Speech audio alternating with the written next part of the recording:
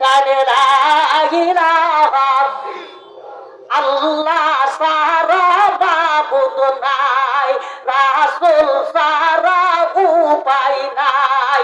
সেই রাসূলকে পাইতে হইলে কামেল পীরের দয়া চাই। লা ইলাহা কানে লা ইলাহা শুনে লা ইলাহা লা ইলাহা ইল্লাল্লাহু মুহাম্মাদুর রাসূলুল্লাহ সাল্লাল্লাহু আলাইহি ওয়াসাল্লাম। ভাইরা আমার, ওলি আল্লাহদের কাছে কেন যাইতে হবে? আমার কাছে প্রশ্ন আছে। প্রশ্নটি হলো, অনেকে বলে হুজুর জাকেরেরা তো নামাজ পড়ে না,